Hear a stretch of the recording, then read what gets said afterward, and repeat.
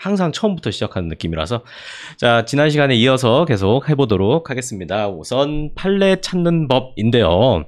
사건 번호 이제 이렇게도 부르는데 사례 보시면은 여기 보세요. 대법원 해가지고 여기 이제 요거를 수소법원이라고 말해요. 수소법원. 그 소를 수행하는 법원이라 그래서 수소법원 이렇게 말합니다. 그 다음에 요거는 선고 날짜예요. 선고 날짜. 요때 선고했다 얘기하죠. 그런 다음에 이제 요게 판결의 일련 번호라고 생각하시면 돼요. 일련 번호. 그래서 요거는 이제 선고하는 날짜고 요거는 대법원에 접수된 일자를 기준으로 해서 만드는 건데 여기는 2010년에 들어온 거고 요 번호 중요하거든요. 요거 조금 이따 설명드릴게요. 그리고 요거는 86,000 뭐 이게 또 아니라 68,000 이게 아니라 이게 6,823번째 들어온 사건인데 요 뒤에 또 일련 번호 붙이는 방법이 있거든요. 그래서 세세한 건 몰라도 되고 그래서 요것만 알아도 요 판결을 검색할 수 있다. 그것만 아시면 돼요. 그래서 제가 행정법 교재에는 전부 다 써놨지만 이런 선고 이런 건 너무 불필요한 거 빼고 이거 대법원도 대판 이렇게 하고 줄여서 넣어놨습니다. 이거 다 손으로 다 해야 돼요. 그리고 제가 형사법 교재에는 요것만 넣어놨거든요. 근데 요것만 검색해도 그 판결을 알 수 있습니다. 풀네임이 이거다. 근데 줄이면 요것만 해도 알 수 있다. 그렇게 생각하시면 되고요. 자, 그 다음에 여기 보면은 이제 다가 아니라 도가 있죠. 그리고 여기서는 도가 아니라 두가 있고 이렇습니다. 이거는 저 뒤에다가 제가 자료를 넣어놨는데 여기 한번 보세요. 여기 판례 찾는 법 사건 번호 뒤에 장이 있습니다. 자, 요게 이제 민사재판, 형사재판, 행정재판 우리 여기까지 지난 시간에 검토해봤죠. 그리고 오늘 요거 제가 설명드릴 건데 민사재판 같은 경우에는 1, 2, 3심 이렇게 생각하시면 돼요. 그래서 여기 민사재판 같은 경우에는 아를 붙입니다. 아. 그리고 1, 2, 3심이 기역, 니은, 디귿 이렇게 돼요. 그러니까 뭐 다다 그러면은 민사 대법원이구나 이렇게 알면 되겠죠. 근데 형사 같은 경우에는 오를 붙여요. 모음으로 오. 그래서 고노도 아까 우리 도 봤었죠. 그리고 행정재판 같은 경우에는 우를 붙입니다. 우. 그래서 구누두 이렇게 나가는 거예요. 근데 행정재판은 예전 대법원은 누구, 지금 대법원은 두인데 이것도 또 이유가 있습니다. 그것도 이따 설명드릴게요. 그리고 헌재 같은 경우에는 이렇게 헌을 붙입니다. 그래서 헌, 가나, 다라, 마 해가지고 요런 이제 헌법재판 종류들이 있어요. 그럼 이제 앞으로 한번 가보도록 합시다. 여기 보면은 이제 다니까 민사 대법원이구나. 여기는 뭐 형사 대법원, 여기는 행정 대법원이구나. 그래서 처분 취소 나오죠. 여기는 강도관광, 강도상해 딱 봐도 아시겠죠. 그다음에 대법원 이렇게 해가지고 요 전원합의체 판결이라는 게 있어요. 근데 요 전원합의체 판결이란 거 책에는 이제 전합 이렇게 표시를 해놓거든요. 근데 요 전원합의체 판결이 굉장히 중요한 판결입니다. 이거를 여기서 알고 가셔야 돼요. 이게 원래 대법원 같은 경우에는 조금 내려볼까? 원래 대법원에는 대법관이 14명이 있어요. 근데 이 중에서 한 명이 장이고 대법원장 그리고 나머지 이제 13명이 있죠. 근데 그 중에서 또 한 명은 이거 법원행정처장으로 빠져요. 법원행정처장. 이것도 나중에 우리 행정법 공부할 때 등장할 겁니다. 그리고 이제 나머지 12명이 남죠. 요거를 4명씩 팀으로 짜가지고 소부로 구성합니다. 소부. 그래가지고 여기서 이제 소부에서 재판을 하는데 실제로 재판이 어떻게 이루어지냐면은 이제 대법원에 사건이 올라가잖아요. 그러면은 요 소부로 배당이 되는 거예요. 각자 이제 부로 배당이 되면은 여기 있는 대법관들이 이제 요 일부라고 해봅시다. 그러면은 이제 대법관 영감님들이 이제 4명 이렇게 있겠죠. 근데 실제로 이게 사건이 대법원에 한 해 들어가는 사건이 몇 개인지 아세요? 몇 개인지? 우리나라가 엄청 많은 수준이야. 엄청 많은 수준. 그래서 이제 항상 대법원도 지금 이것 때문에 늘 머리를 아파하는데 이제 그래가지고 예전에 뭐 사법농단 이런 거 나왔을 때도 이것도 이제 이슈가 됐었어요. 이제 이거를 어떻게 좀 대법원 사건도 좀 줄이면서 대법원의 권위도 살리면서 좀 이렇게 하면 방법이 없나 이제 이렇게 했었는데 실제로 1년에 대법원에 4만 5천 건 정도가 들어가요. 4만 5천 건. 이거 다른 나라랑 비교해보면 거의 말도 안 되는 수치입니다. 말도 안 되는. 근데 이제 그러면은 이제 각 부당 배당된다라고 하면은 일부에만 1.5만 건이 배당이 되겠죠. 대충 계산해봐서. 그러면 이제 각 판사들한테 배분한다고 해보세요. 그러면은 1년에 4천 건이요. 한 사람 머리 위에 4천 건이 딱 버티고 있는 거예요. 4천 건이 하루에 몇 건입니까? 10건 이상 처리해야 되죠. 대법관이. 안 그래도 대법원 올라간 복잡한 사건일 텐데 10개를 어떻게 해? 이걸 다 판결문을 다 어떻게 써? 그러니까 난리 나는 거죠. 그래서 실제로 어떻게 하냐면은 요 대법관마다 재판 연구관들이 이제 이렇게 딸려 있어요. 그래서 엘리트 노예라고 생각하시면 됩니다. 엄청 똑똑하고 경험 많고 뭐 고등법원 막 부장판사 이 정도 되는 급의 이제 사람들이 이제 차차차차차차 붙어 있어가지고 여기서 이제 그 한 대법관한테 들어온 사건을 여기서 다 이제 사건을 이제 정리하고 그 다음에 뭐 물어볼 건 물어보고 뭐 안 물어봐도 될 건 뭐 적당히 작성하고 이제 그래서 결국 결재를 받는 거죠. 그럼 이제 대법관은 이제 그거 다 봐야 돼요. 다 봐. 그래서 이런 우스갯소리도 있어요. 대법관은 취임식 때만 좋다고. 취임식 때만 좋고 그 퇴임할 때까지 매일 고통받는다고 그런 얘기도 있습니다. 하여튼 조금 기형적인 구조기는 해요. 어쨌든 뭐 이렇게 잘 중요한 일이니까 이제 사명감을 갖고 하는 거죠. 하여튼 이제 이렇게 4천 건 있으면은 이걸 또 어떻게 처리하냐면은 실제로 이렇게 와가지고 막 이제 뭐 막 이게 이 소부에서는 이 개별적인 사건들 뭐 이거 하나하나 얘기해봐서 뭐 하겠습니까? 이 사람들 다 판사 한 30년씩 한 거의 무당들이에요. 이 사람들은 그냥 얼굴만 딱 보고 글자만 몇 개 읽어도 아 이거구나 저거구나 이제 딱 안단 말이에요. 그러니까 이제 여기서 이제 노예들이 딱 한 거 이거 척 보면 알죠? 그래 됐다 이제 해가지고 뭐 조율할 건 요 안에서 조율한 다음에 이제 이렇게 모여요. 일주일에 뭐 한 번, 두 번씩 모여요. 그래서 실제로 어떻게 하냐면 이제 4명이 이렇게 앉아요. 둘러 앉아. 그러면은 요 첫 번째 요 법관이 갖고 자기한테 배당된 사건을 간단히 읽어요. 이렇습니다. 이거는 이렇게 합니다. 이렇게 하고 이제 잠깐 한 2초간 정적을 갖는 거예요. 그러면은 이제 여기서 대답할 힘도 없어, 영감님들. 그러니까 그냥 가만히 눈 감고 있으면은 그럼 오케이 하고 넘어가는 거예요. 그럼 요거 이제 대법원 판결이 나가는 겁니다. 그리고 요 2초간에 하면 이제 그러면 그럼 이거 이 있어. 그러면 이건 따로 빼놓는 거예요. 따로 빼놓는 거예요. 그래서 이제 수많은 사건들 중에서 사실 우리나라 사람들이 이제 무조건 대법원에 가야 된다라는 그런 관념도 좀 있기 때문에 이제 뭐 법적으로 큰 쟁점이 안 된다라고 하더라도 대법원까지 자꾸 가려고 하거든요. 뭐 형사재판 같은 경우에는 칼로 심장을 찔러가지고 좌측 심낭이 절단됐어요. 그래서 사망했습니다. 근데 자기 살인 고의 없대. 그럼 이거 뭐 대법원까지 갈 것도 아니야. 그거는 칼로 심장 찔렀으면 머릿속에 너 왼쪽 가슴에 안에 뭐 있는지 몰라? 거기 찌르면 사람 죽어 안 죽어? 당연히 알잖아요. 근데 그거 가지고 나 고의 없어요, 억울해요 이렇게 올라오면은 영감님들은 뭐 그래 국민의 재판 청구권 하면서 그냥 이렇게 그래 그래서 이제 하는 거죠. 하여튼 그래서 이 중에 이제 대부분의 것들은 큰 쟁점이 안 돼요. 그럼 그냥 이렇게 넘어가는 거고, 근데 그 외에 이제 이렇게 하는 사건 이제 그런 거 하나 모으고요. 소부에서 이제 견해가 이렇게 안 맞는 거.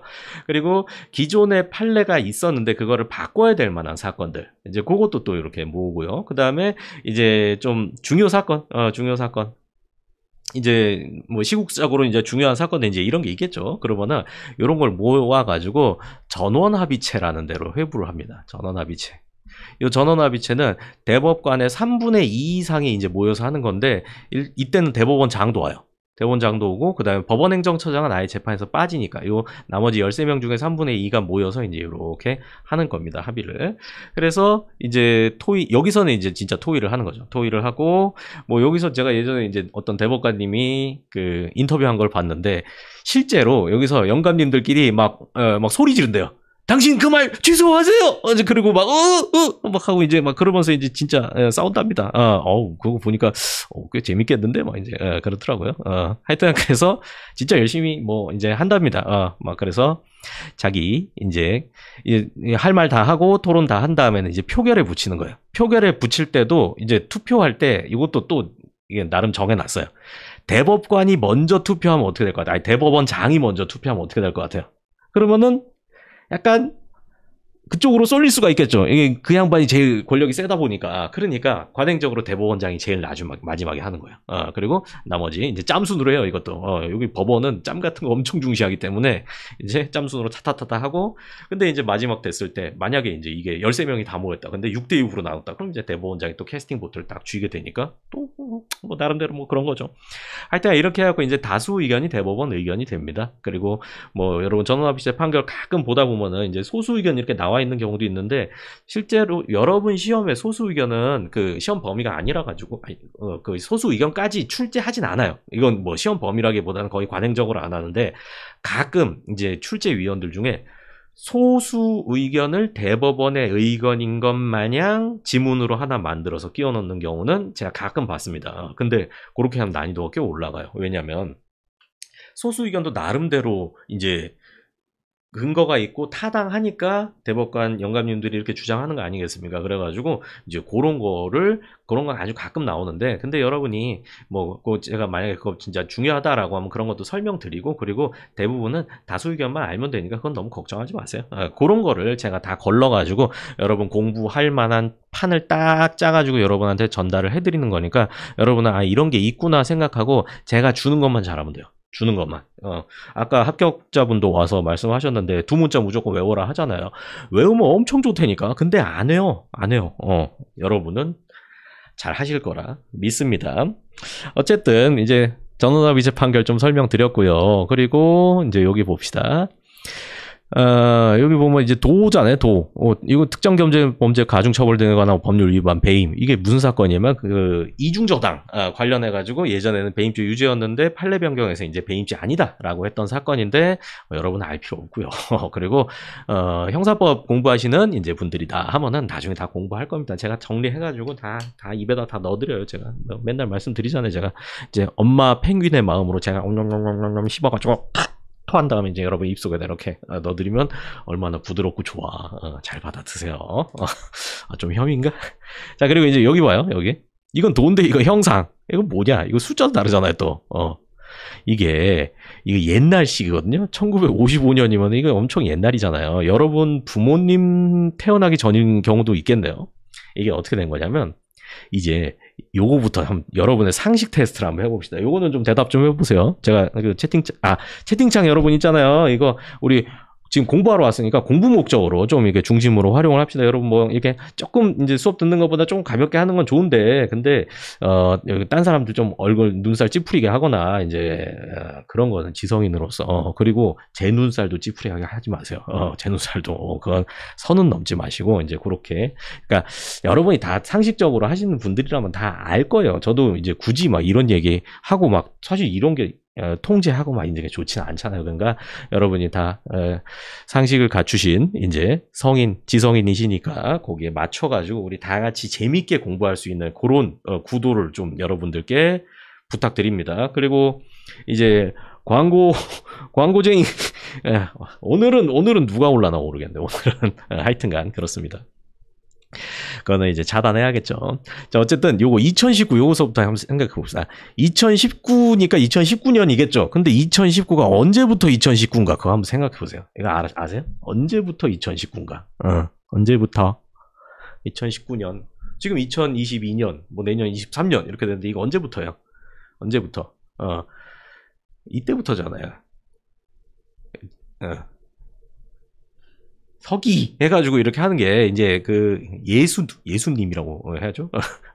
고 탄생 이제 그때부터 해가지고 이렇게 그때부터 2022년 지났다 이제 이렇게 하는 거죠. 그래서 요거는 이제 서기라고 불러요. 서기. 서양식이죠. 서양식. 근데 요 4288 예전에 우리 이걸 썼거든요. 이건 뭐냐면 단기예요. 단기. 자, 우리 고조선 단군 할아버지 그때부터 해가지고 4288년이다. 우리 반만년의 역사를 가지고 있다라고 해서 이제 그렇잖아요. 이제 이거 잠깐만 반만이 아닌데.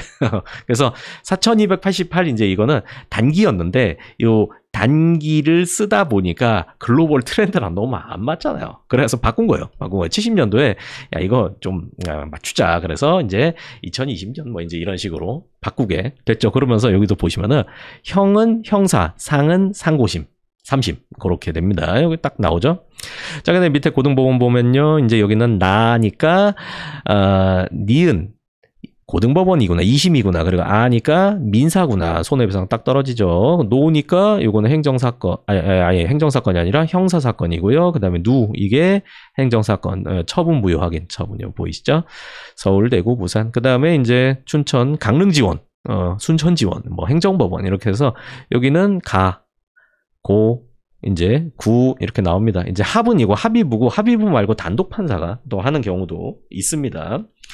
자, 그렇게 해서 또 싹 넘어가 볼까요? 판례 찾는 법 사건 번호 이제 계속 이어서 가보면요.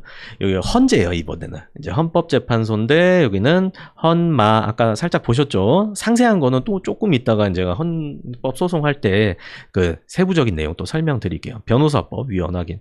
그리고 여기 이제 헌재 요거는 보시면은 요 판결 1년 번호라고 하는 이 번호가 엄청 많잖아요. 엄청 많잖아. 이게 병합 심리할 때 이렇게 하는 거예요. 요건들이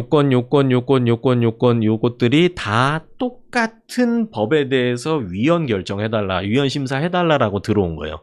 형법 241조가 뭐냐? 간통죄입니다. 간통죄.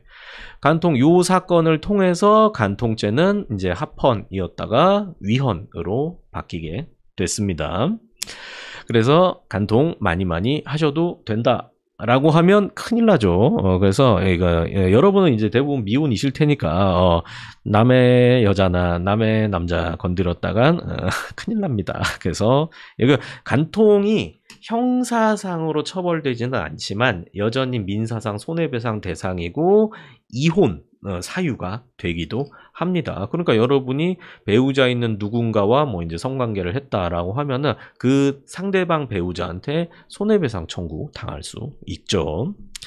자, 그다음에 이제 행정사건인데요. 요거는 과거에는 행정심판이란 게 요게 행정부 내에서 하는 재판이거든요.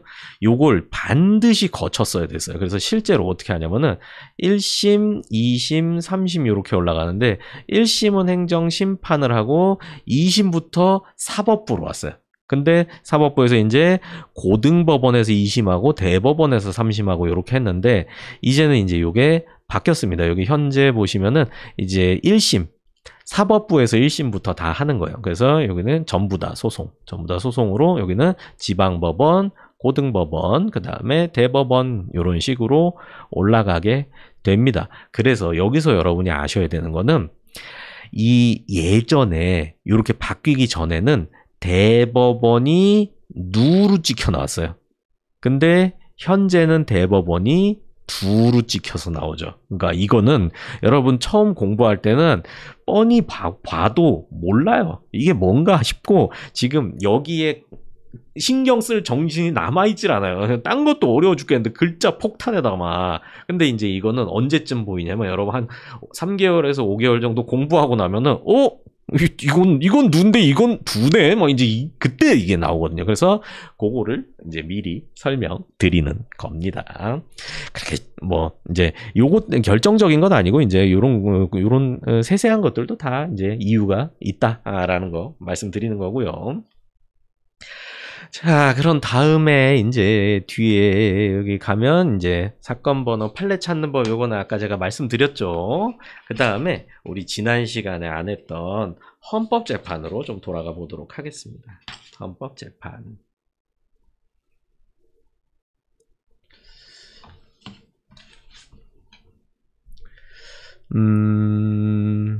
여기 있네요.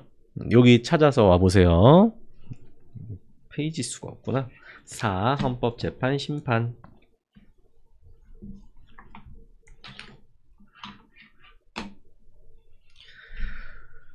자, 오늘도 여러분 여기 그 필기 하신 거 좀 올려주세요. 전에 필기 엄청 예쁘게 잘하신 분들 많더라고요. 뭐 퀄리티가 장난이 아니던데 제가 이 필기 요원을 한 명 선정을 해가지고 그분에게 혜택을 좀 드릴까 지금 생각 중입니다. 그래서 필기 좀 올려주시고요.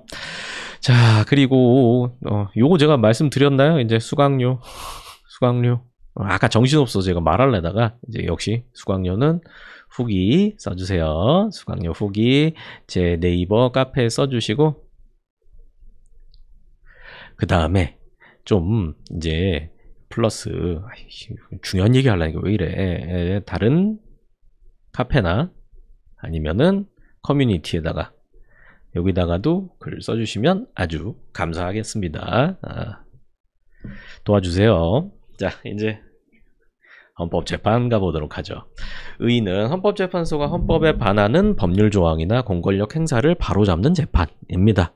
그래서 공권력의 기본권 침해에 대해서 일반 법원, 대법원을 정점으로 하는 뭐 고등법원, 지방법원, 수많은 법원이 아니라 대한민국에 딱 하나 있는, 안국동에 딱 하나 있는 헌법재판소에 구제를 요청하는 소송입니다. 자, 찬찬히 봅시다. 법률 관계에 대한 다툼은 법원의 재판을 통해 누구에게 어떤 권리가 있는지 확인하여 그 다툼을 해결합니다. 그러나 그러한 법률 관계의 근거가 되는 법률이 헌법에 위반된다고 주장하거나 혹은 국가 공권력 작용, 뭐 여기는 입법, 행정, 사법 다 포함됩니다. 이게 또 헌법에 위반된다고 주장할 경우에는 이때는 법원의 재판을 받을 수 있는 경우 요거는 제외하고 헌법재판소의 심판을 통하여 다툼을 해결하게 됩니다. 자, 그래서 이제 헌법재판소의 심판 종류가 있는데 이게 헌법소원심판 한 번씩은 다 들어보셨지 않을까 싶습니다. 이 헌재가 조그맣게 대법원 산하 각급 법원의 규모에 비해서는 훨씬 작지만 헌재에서 대한민국에서 중요한 굵직굵직한 사건들은 다 하거든요. 뭐 예를 들어서 우리 아직 기억 속에 남아있는 대통령을 탄핵한다 이거 있잖아요. 뭐 그런 것도 이제 여기서 하게 되는 거죠.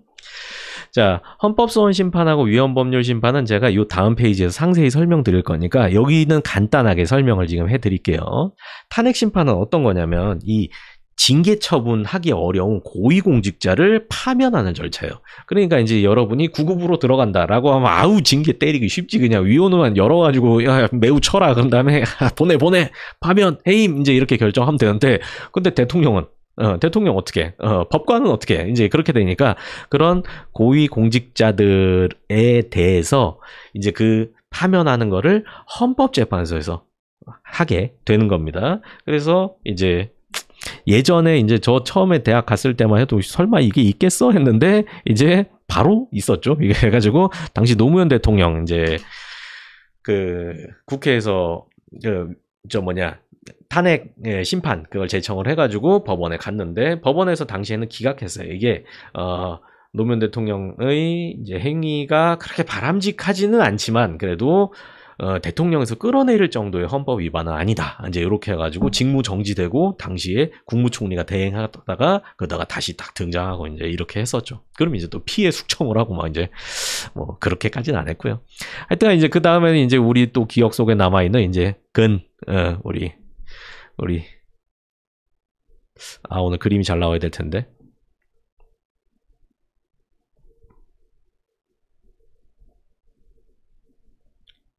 아시겠습니까? 자, 우리 해가지고 이제 박근혜 대통령도 또 탄핵 심판 이제 받았죠. 그래갖고 여기서는 파면한다라는 결정이 나왔죠. 또 우리 순실이 누님은 뭐 하고 계십니까? 순실이 누님 이게 잘 안 돼. 핸드폰도 들어야 되는데.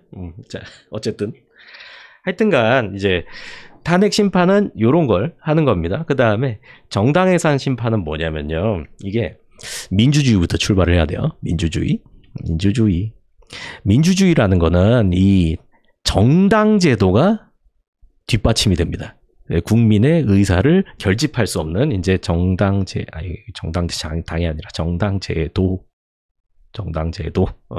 근데 우리 민주주의에서는 기본적으로 다당제를 보장을 해요. 다당제.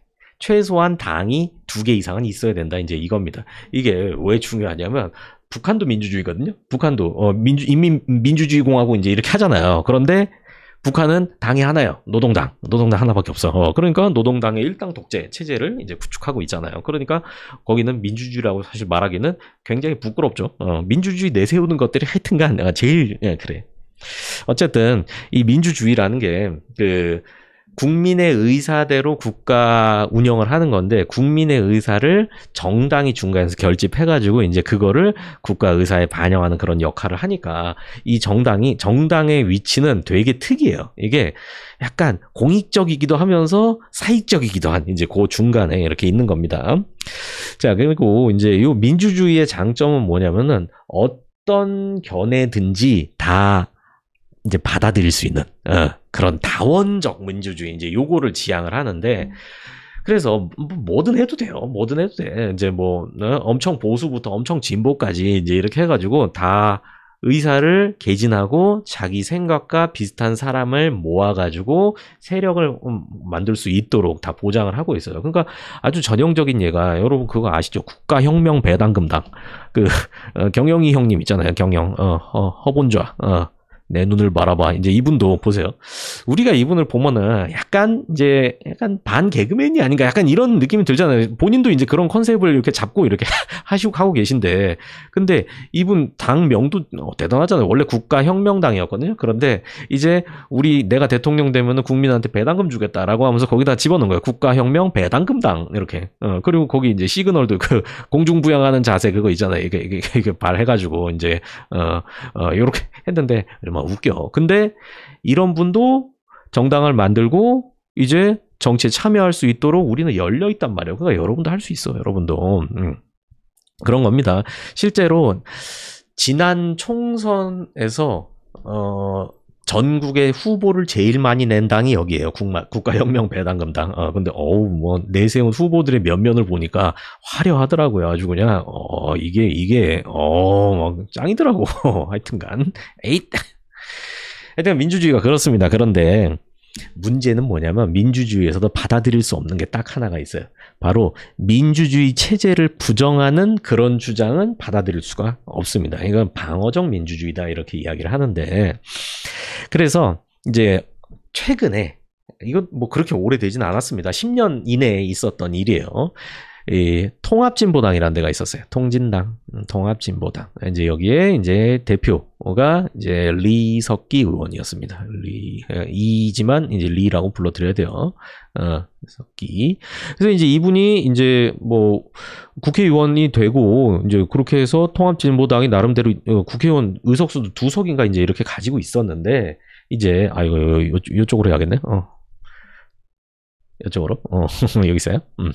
그런데 여기서 어마어마한 일이 하나 적발이 됐어요. 뭐였냐면은 이석기 의원하고 그 이석기 의원을 따르던 지지자들이 약 130명 정도가 서울 강서구에 모 교회에 모였어요. 그래가지고 무슨 얘기를 했냐면은 만약에 북한에서 통일 전쟁을 시작하면은 우리도 남한에서 그 통일 전쟁의 승리를 위해서 핵심적인 역할을 수행해야 된다. 그러면서 무슨 얘기를 했냐면 전쟁 날 때 딱 그 점령해야 되는 메인 포스트 이런 데를 막 얘기를 한 거예요. 이게 그때 나왔던 얘기 중에 뭐가 있냐면은 이 방송통신 요거를 잡는 게 전쟁이나 쿠데타에서 엄청 중요하거든요. 그래서 지금 우크라이나, 러시아 이제 여기 전쟁할 때도 그 서로 이제 인터넷을 어떻게 장악을 하냐 막 이제 그것 때문에 싸우고 또 갑자기 거기 또 일론 머스크 형이 또 나와가지고 뭐 스타링크를 제공하네 하면서 그 인간은 아주 안 꼽는 데가 없어 숟가락을. 하여튼간 이제 그렇게 하면서 통신이 굉장히 중요하잖아요. 우리나라 역사를 보더라도 박정희 대통령 쿠데타나 전두환 대통령의 쿠데타나 그때도 다 방송국이 1순위 타겟이었어요. 그래서 실제로 박정희 대통령이 쿠데타 했을 때는 그날에 과연 이게 성공했는가 아닌가 국민들은 이랬단 말이에요. 그런데 라디오 방송에서 그 이제 박정희 대통령 측에 이제 그런 라디오 내용이 막 흘러나오면서 이제 국가는 이제 새로 이렇게 바뀌었고 지금 우리가 이제 정복했다라고 하니까 국민들이 넘어갔구나. 이렇게 생각해 버린 거예요. 그러면서 이제 성공을 하게 된 거고, 저기, 12.12, 5.18로 이어지는 이제 50, 전두환, 이제 노태우, 이제 그 스토리는 제가 자세하게 설명 나중에 이제 본 강의 가서 드릴 텐데, 그때도 이제 중요했죠. 그래서 이제 이때는, 무슨 얘기를 했냐면은, 대한민국, 이 서울에, 이제 지금은 사실 중요한 게 인터넷이잖아요. 인터넷. 근데 이 서울에 인터넷망이 다 모이는 데가 한 군데가 있어요. 그게 어디냐면은 대학로에 KT 해화기지국 이제 거기란 말이에요. 그래가지고 여기를 정복하자. 여기를 정복하면 이 남조선 놈들은 힘을 못 쓴다. 이제 이런 걸 막 얘기를 한 거죠. 이게 여러분 또 이것도 잘 모르시는 분 많던데 우리나라에서 미국에 있는 미국 대충 미국으로 알아들으세요. 아름답죠? 미. 그러면 우리나라에서 미국에서 만든 사이트에 우리는 접속을 할 수 있잖아요. 접속을 이렇게 컴퓨터로 딱 접속을 할 수 있는데 어떻게 연결될 것 같아요? 이게 꼭 위성으로 연결될 것 같죠. 위성으로. 저도 처음에 그런 줄 알았거든요. 위성으로. 근데 그게 아니에요. 아니야. 어떻게 하냐면은 여기 부산에서 미국까지 바다 밑으로 선을 깔아놨어요. 선을. 진짜로. 진짜라니까. 그래가지고 요거 가끔 우리가 인터넷 접속하다 보면은 가끔 이제 인터넷 안 될 때도 있잖아요. 그때는 이제 왜 그러냐면은 여기 상어가 깨물어서 그래요. 아기 상어 하면서 이제 여기서 막 깨물어가지고 먹는 게 아니네 그러면 이제 여기 잠수부들 내려가가지고 이제 상어 놈들 하면서 작살로 잡은 다음에 이제 여기 막 수리하고 이제 그렇게 하면 이제 다시 우리는 인터넷 딱 되고 이제 그렇게 하는 거죠. 하여튼간 이게 중요한 게 아니라 이제 여기서 이제 그런 얘기를 한 거예요. 그런 얘기를 그래가지고 이제 요게 이제 수사기관의 꼬리가 밟혔죠. 그래서 결국은 내란죄가 쿠데타예요. 쿠데타. 나라를 전복한다. 그러니까 우리 조선시대 보면은 이제 영모를 꾀하는 거죠. 이제 그런 죄니까 국가의 전복을 꾀하는 거니까 이거는 엄청난 중죄겠죠. 예전에는 막 삼족을 멸하고 막 이제 그랬잖아요. 막 조상의 무덤까지 파가지고 막 해골 걸어놓고 그랬잖아요. 뭐 이제 그랬는데 이제 우리나라 이제 지금 이제 민주주의니까 이제 재판을 통해 가지고 이제 어떻게 됐냐라고 하면은 내란 음모까지는 아니고 내란 선동은 유죄다라고 해서 징역 9년이 선고됐습니다. 징역 9년 해가지고 이제 들어가셨다가 이제 나왔습니다. 얼마 전에 나왔습니다. 문재인 정권 마지막 2021년이죠. 이제 그때 가석방 돼가지고 이렇게 나오게 됐습니다. 하여튼간 이게 어쨌든 그래요. 어쨌든 그러면서 이제 국회에서 이 정당 해산 심판 이것도 이제 이 당은 너무 과도하다. 너무 대한민국을 부정한 정당이다라고 해가지고 헌법재판소에다가 이제 요거를 청구를 했죠. 그래서 헌재에서도 이제 헌재 재판관 영감님들도 이제 이렇게 여기는 이제 9명이에요. 9명이 이제 여기는 도저히 대한민국이 담을 수 없는 그런 당이다. 너무 빨개요. 너무 현아해요. 그래가지고 이제 없앴습니다. 그리고 여기 그 국회의원 지위도 다 박탈해버리고 그리고 여기는 이제 빵에 넣고 이제 그렇게 됐습니다. 그 당시에 다 같이 있었던 여자분이 하나 있었는데 이 분이 요번에 대통령 선거에 또 나왔을 거예요. 연이었는데 하여튼 그렇습니다. 이렇게 대한민국의 다 역사죠. 이런 것들이 알고 계시면은 이제 여러분 이제 앞으로 또 인생 사는데도 도움 됩니다. 자, 그다음에 이제 권한쟁의 심판으로 넘어가면요. 요 권한쟁의 심판은 국가기관 간이나 아니면은 국가기관과 지자체 간 혹은 지자체 상호 간에 이거 내 권한이다.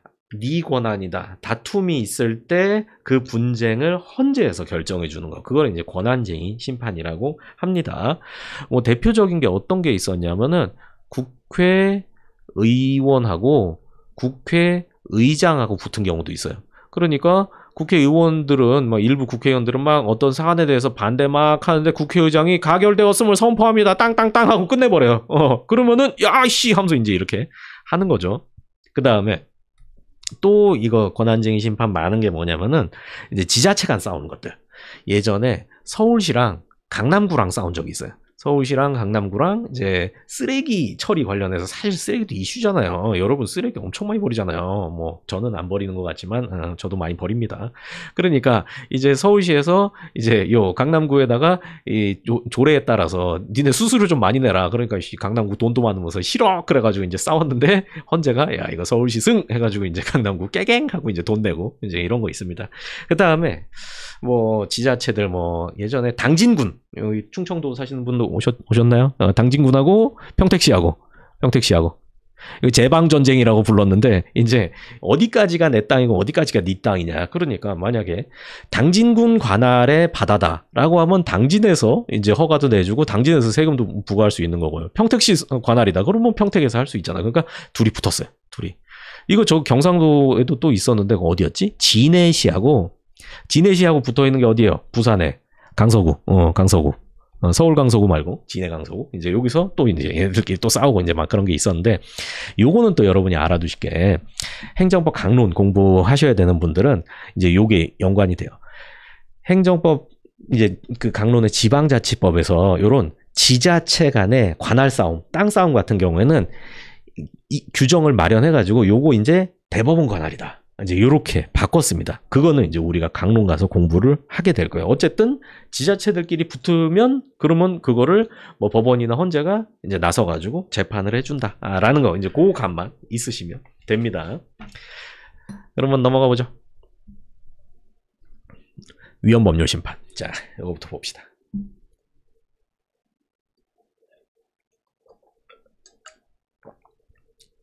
잘 보고 계시죠? 위헌법률 심판이에요. 법률이 헌법에 위반되는 경우에 헌재가 법률이 위헌임을 확인하여 효력을 상실시키는 심판 절차, 예로 뭐 간통죄가 있고요. 절차, 문제되는 법률을 적용한 재판 중에 법원에 위헌법률 심판 제청 신청을 하고 그러면은 법원이 헌재에 제청을 하고 그러면 이제 헌재가 심판을 해주는 이제 그런 순서로 진행이 됩니다. 여기 법조항 한번 읽어보세요, 여러분들. 요 위에 것만 일단 읽어보세요.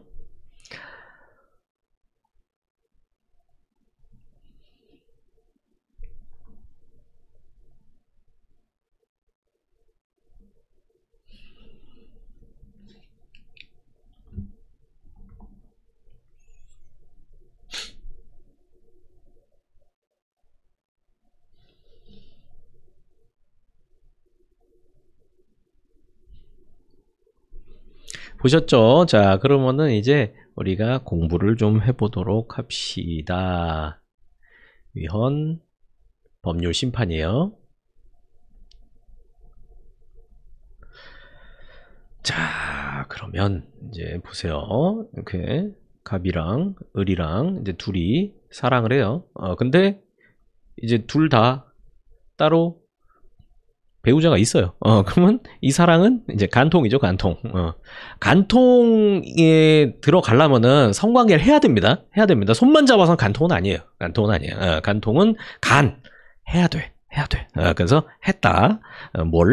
해서 했어요. 그러면은 이제 예전 입장을 한번 봅시다. 예전에 간통죄 위헌 결정된 과정을 설명드리는 거예요. 그럼 이제 배우자들이 이제 이거 고발 막 하겠죠. 뭐 난리 나겠죠. 막 이제 인연을 죽여라, 뭐 저 새끼를 잘라라, 막 하면서 이제 하겠죠. 그래가지고 이제 수사기관에서 수사를 한 다음에 요거는 형사 사건이기 때문에 이제 어떻게 되겠어요? 검사가 등장하겠죠. 검사 등장해서 형사 법원에다가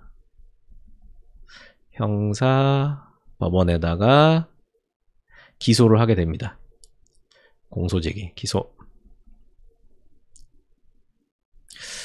이거 너무 느려. 그러면은 이제 이쪽에 피고인이 오겠죠. 피고인은 어떻게 될 것 같아요? 갑이에요, 을이에요? 둘 다입니다. 둘 다.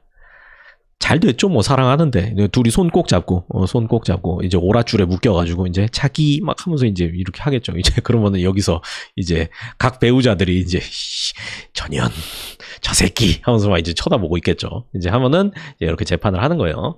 그런데 지금 요 간통죄라는 게 형법 241조에 있거든요. 검사는 요 조항을 적용해서 얘네들이 이걸 위반했다라고 하는데 이제 여기 입장에서는 요 형법이 이 형법상의 간통죄가 헌법 위반이다. 이제 이렇게 주장을 할 수 있는 거예요. 법률 체계도 조금 이따가 자세하게 또 공부하겠지만 간략하게만 보면은 헌법 법률, 그 다음에 명령, 그리고 자치법규, 이런 순서로 나가면은 형법은 요기단이에요. 형법.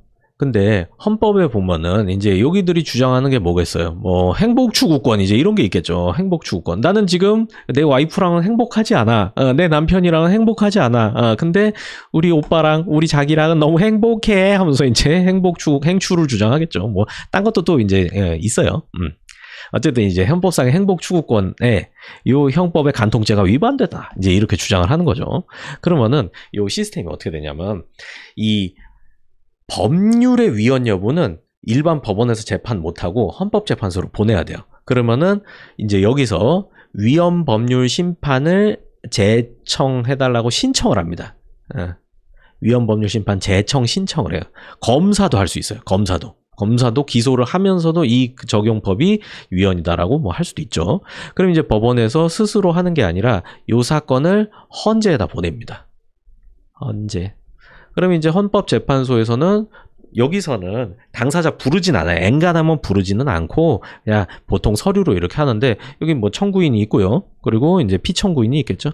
보통 이렇게 법 위헌이다라고 하면은 이제 여기 법무부 장관 이제 나오게 됩니다. 그래서 헌재에서도 역시 요걸 심리를 하고 그 다음에 헌재에서는 판결을 하는 게 아니라 결정을 하는데 이거 지난 시간에 우리가 판결 결정 명령 해서 재판이다 이렇게 공부했잖아. 근데 이건 그거랑 좀 달라요. 헌재는 일반 법원과 다른 아이덴티티를 구축하기 위해서 이름을 다 다르게 잡아놨어요. 다 다르게. 그래서 법원도 아니고 재판소, 뭐 일제시대처럼 이제 그렇게 잡아놨죠. 그 다음에 이제 판결도 아니고 결정이다. 이제 이렇게 사건 번호 다 다르고요. 자, 결정을 해가지고 이제 이게 합헌이다 혹은 위헌이다 이제 이렇게 결정을 하게 됩니다. 합헌 혹은 위헌 결정하는데 만약에 합헌이다라고 하면 여기다 다시 토스해주면 야, 그 법 합헌이니까 그냥 적용해. 그러면은 법원에서는 뭐 그래 그러면서 그냥 유죄 때리겠죠. 근데 만약에 이 법이 위헌이다라고 하면은 헌재에서 위헌 결정된 법 조항은 소급해서 효력을 상실하거든요. 소급해서 원래 법 만든 대로 소급하는데 이전에 합헌 결정난 재판이 있으면은 그 합헌 결정 시까지 소급을 합니다. 어쨌든 이제 얘네 행위 시에는 이제 그 법이 없었던 것처럼 치는 거예요. 그러면은 이제 법원에서는 무슨 판결 나오겠어요? 무죄 판결 나오겠죠. 어떤 시스템인지 아시겠죠? 이렇게 돌아가는 겁니다. 여기 헌재의 이런 재판 같은 경우에는 좀 특이한 것들이 많이 있어요. 변호사 강제주의도 적용이 되고, 그리고 뭐 심판 비용도 무료고 이제 그런 것들이 이제 있습니다. 일반 소송은 변호사 안 껴도 돼요. 그러니까 아주 예외적인 경우를 제외하고는 이제 일반 소송 혼자 수행할 수 있습니다. 근데 혼자 수행하려 그러면은 이제 머리가 아프죠. 그리고 좀 뻔뻔하다 그러면 판사님 머리가 아픕니다. 판사님이 빌듯이 제발 변호사랑 같이 오시면 안 돼요. 이제 이렇게 할 수 있겠죠. 어쨌든 그렇습니다. 자, 그 다음에 이제 여기 요 정도 공부했으니까 68조 2항 요거 한번 읽어보세요.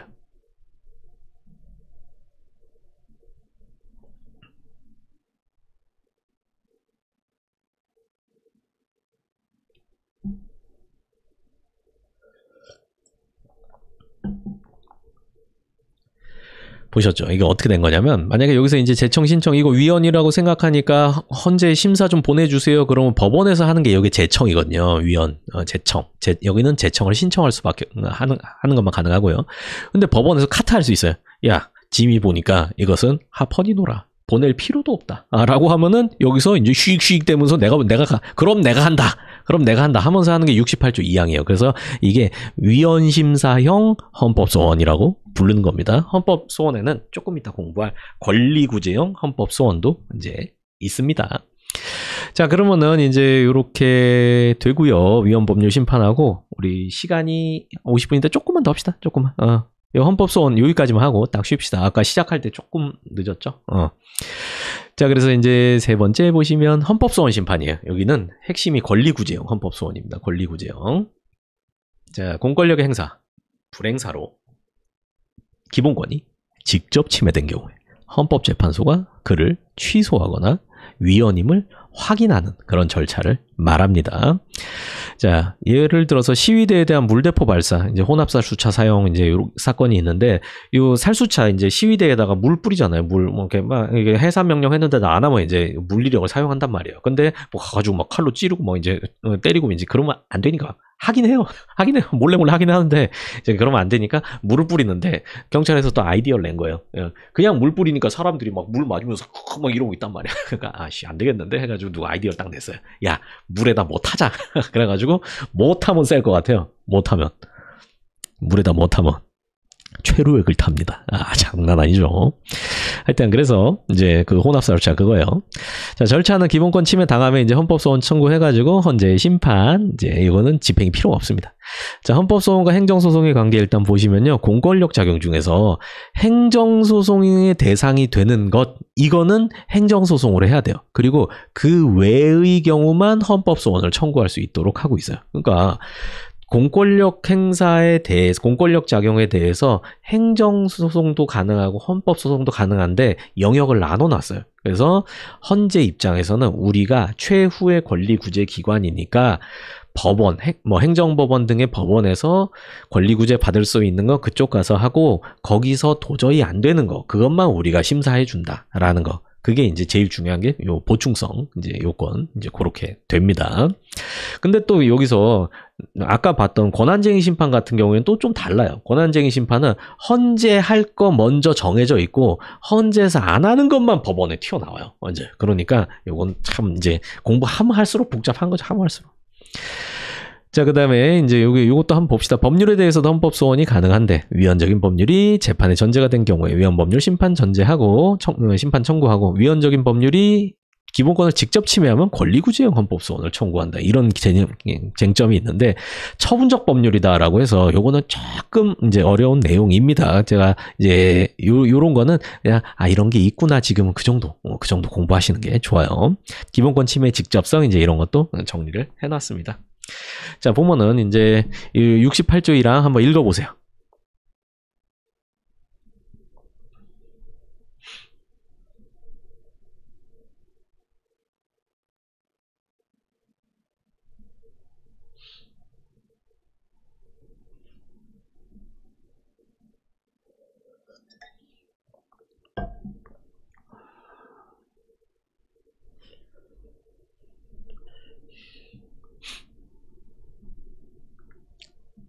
보셨죠? 그림을 좀 예쁘게 그려야 되는데. 이 방송 이슈 때문에 좀 정신이 없었네요. 자, 이제는 헌법소원입니다.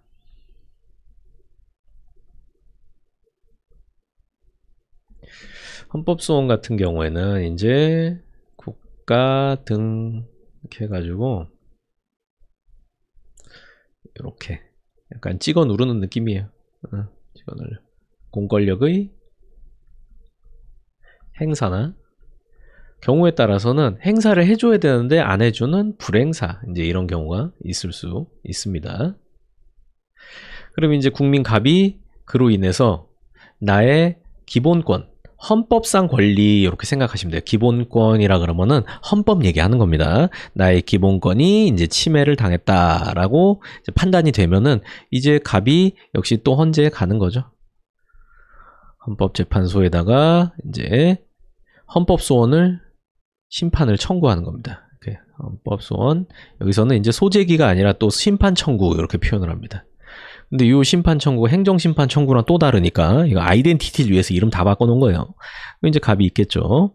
그리고 나서 이제 여기는 그 나의 권리를 침해한 저 국가 등이 이제 여기 이제 이렇게 하겠죠. 그럼 이제 헌재에서는 역시 또 심리 한 다음에 그 다음에 이제 결정을 내려주는 겁니다.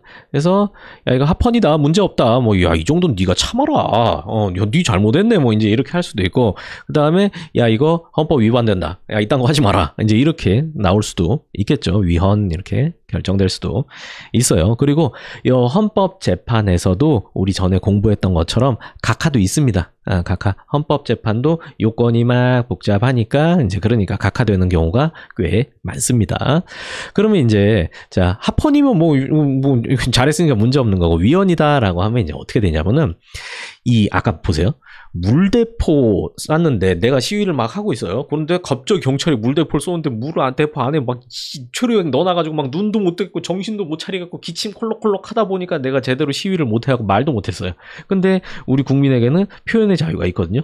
집회 시위를 할 수 있는 자유가 있단 말이에요. 근데 그거를 나는 법을 지켰는데 경찰에서 너무 나의 그거를 억눌렀다. 그리고 만약에 나한테 그런 물대포를 쏜다라고 하더라도 법에 써져 있는 근거에 따라서 쐈으면 내가 할 말 안 하겠는데 근거도 없이 나한테 저런 걸 쐈다라고 하면 이제 헌재에서 심사를 하는 겁니다. 그래서 이제 요 갑이 어떤 권리를 침해당하고 어떤 권리를 갖고 있고 이제 그 양상이 무엇인지 이렇게 판단한 다음에 이제 요걸 가지고 이제 위헌이다. 당시에는 이제 위헌이라고 결정이 나왔어요. 근데 이게 공권력 행사기는 한데 법원에 들고 가면 법원에서는 받아주질 않아요. 이것도 이제 우리 나중에 행정법 공부하면은 자세히 공부할 건데 협의의 소익이란 개념이 있거든요. 이게 법원에서는 기본적으로 법원에서 주로 행정법원에서 주로 하는 게 취소 소송인데 취소 소송은 지금 이제 현재 내가 취소 소송을 내려줘서 권리 구제가 되는지 따져본단 말이에요. 근데 보세요. 과거에 물대포를 맞았어요. 그러면 법원에서 야 취소한다 땅땅땅 하면은 실제로 땅땅땅 안 합니다. 취소한다 판결하면은 그게 없어져요? 과거에 내가 맞았던 게 없어져? 뭐 기억을 삭제하나? 과거를 바꿔? 아니잖아요. 그러니까 이 물대포는 재판 가지고 해결할 수 있는 게 아니에요. 법원의 재판 가지고는 취소가 안 돼. 과거에 있었던 사건일 뿐이잖아요. 그러니까 법원에서 그거 안 받아줘요. 뭐 누가 잘못했다 잘했다 이게 아니라 야 이건 우리 재판으로 해결이 안 돼. 그러니까 우리한테 갖고 오지 마. 이제 이런 스탠스인 거죠. 근데 이런 거 헌재에서는 받아줍니다. 헌재에서는 과거 물줄기를 취소할 수 있는 건 당연히 아니죠. 그런데 뭘가 가능하냐면 헌재가 야 물대포 혼합 살수차 사용하는 거 위헌임을 확인한다라고 하면은 경찰이 또 하겠습니까? 안 할 거 아니에요. 안 할 거 아니에요. 그런 의미가 있는 거예요. 이제 이거 헌법 위반되니까 이거 하지 말아야겠다. 그러면 이제 국회에서 만약에 거기에 상응해가지고 야 이거 꼭 필요하다라고 하면 근거법을 만들어주면 그때 할 수 있는 거고 만약 법 안 만들어주면 이제 앞으로 그거 하면 안 되고 못하게 되는 거죠. 이런 식으로 돌아가는 거예요. 그래서 헌법재판도 이렇게 전반적으로 우리가 검토를 해 봤습니다. 지금 이제 시간 얼추 됐으니까 우리 또 쉬었다가 이어서 하도록 합시다. 자, 여기다가 제가 시간 써드릴게요. 3시 15분 15분부터